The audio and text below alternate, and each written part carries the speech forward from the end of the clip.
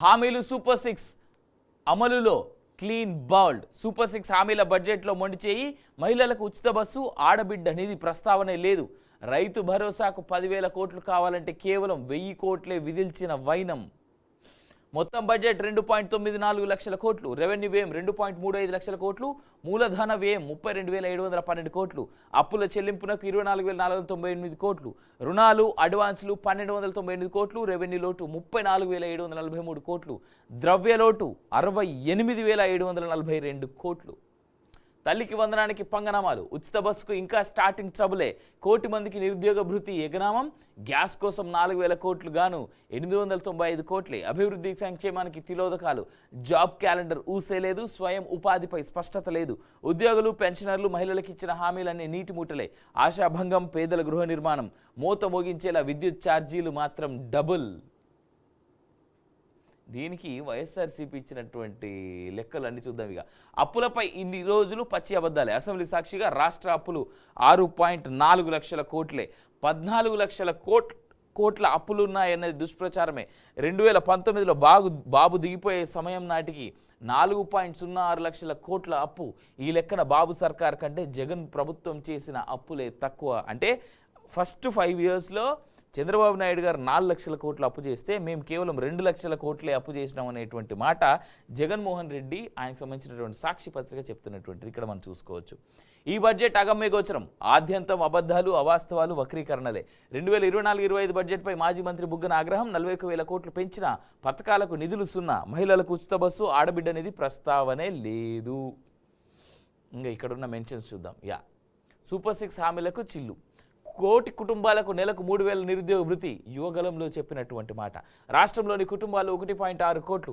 ఆ కుటుంబాల్లో 18 నుంచి 40 ఏళ్ల మధ్య వయసు ఉన్నవారు 1 కోటి మంది. వారికి నెలకు 3,000 చొప్పున ఏడాదికి 36,000 కోట్లు కావాలి. కానీ కేటాయించింది సున్నా. ఉద్యోగ కల్పన ఊసే లేదు. స్కూల్కు వెళ్లే ప్రతి విద్యార్థికి ఏడాదికి 15,000. తల్లికి వందనం అనే పేరు మీద ఇచ్చినటువంటి గ్యారంటీ. టీడీపీ ప్రకటించిన తల్లికి వందనం కింద 84 లక్షల మంది విద్యార్థులకు 12,600 కోట్లు కావాలి. కానీ 5,387.03 కోట్లే కేటాయించారు.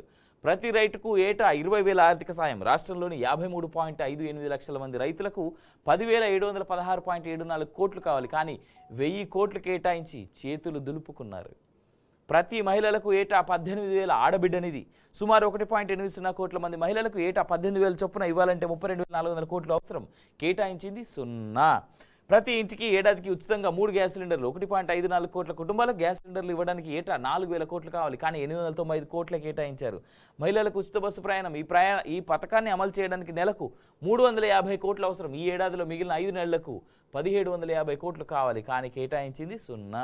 ఇక్కడ 5 నెలలు అంటే గుర్తుపెట్టుకోవాల్సినటువంటి అంశం ఏంటంటే మార్చి నాటికి మళ్ళీ ఆర్థిక సంవత్సరం కంప్లీట్ అవుద్ది కాబట్టి మార్చి వరకు క్యాల్కులేట్ చేసుకొని వీళ్ళు 5 నెలలు అన్నారనేటువంటిది గుర్తుపెట్టుకోవాలి.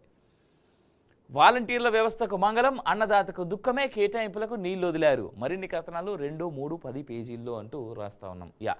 జగన్ ఉంటే నేరుగా లబ్ధిదారులకు ఇవి అందేవి. వసతి దీవెన ఏప్రిల్లో 11 లక్షల మందికి 1,100 కోట్ల రూపాయలు. మత్స్యకార భరోసాకి మే నెలలో 1.23 లక్షల మందికి 123 కోట్ల రూపాయలు. అమ్మఒడి జూన్లో 42.61 లక్షల మందికి 6,392.94 కోట్ల రూపాయలు. పంటల బీమా జూలైలో 10.20 లక్షల మందికి 1,117.21 కోట్లు. నేతన్న నేస్తంలో జూలైలో 0.83 లక్షల మందికి 198.45 కోట్లు. ఇక సున్నా వడ్డీ అంటే డ్వాక్రా సంఘాలకు ఆగస్టులో 1,05 కోట్ల మందికి 1,353.76 కోట్లు. సున్నా వడ్డీ రాయితీతో రైతులకు అక్టోబర్లో 6.31 లక్షల మందికి 131.68 కోట్లు. విద్యా దీవెన కింద 3 త్రైమాసికాల్లో 12 లక్షల మందికి 2,100 కోట్లు. రైతు భరోసా కింద 2 విడతల్లో 53.58 లక్షల మందికి 6,147.77 కోట్లు అంది ఉండేటువంటి మాట జగన్మోహన్ రెడ్డి తరఫున ఆయన సొంత పత్రిక చెప్పడం జరుగుతుంది. కానీ దీనిపైన శ్వేతపత్రం కనుక ఇటు 2 పార్టీల నేను నిన్న కూడా చెప్పిన ఇవాళ కూడా చెప్తా ఉన్నా, ఇటు టీడీపీ కానీ ఇటు వైఎస్ఆర్సీపీ కానీ శ్వేతపత్రాలు కనుక రిలీజ్ చేయగలిగితే దీంట్లో ఏది రియాలిటీ ఏది అబద్ధం అంటే దీంట్లో ప్రాక్టికల్గా ఎంతమందికి నిజంగా ఎంత చేరాల్సింది ఉంది అనేటువంటి రియాలిటీ అనేటువంటిది బయటపడుతుంది. సరే, ప్రభుత్వం ఎప్పుడు ప్రతిపక్షంలో ఉన్నటువంటి అంటే గత ప్రభుత్వం ప్రస్తుతం ఉన్నటువంటి ప్రభుత్వం ఎప్పుడు కూడా గత ప్రభుత్వం మీద దుమ్మెత్తిపోయడం చాలా చేస్తూ ఉంటాయి. అయినప్పటికీ కూడా శ్వేతపత్రాలు ప్రజలకి అందుబాటులో ఉండేలాగా, ప్రజలకు అర్థమయ్యేలాగా శ్వేతపత్రాలు రిలీజ్ చేయాలి ఎవరైనా సరే. అప్పుడు ప్రజలు రియాలిటీ ఏంటి, అబద్ధం ఏంటి అనేటువంటిది వాళ్ళే బేరీజు వేసుకొని చూస్తారు.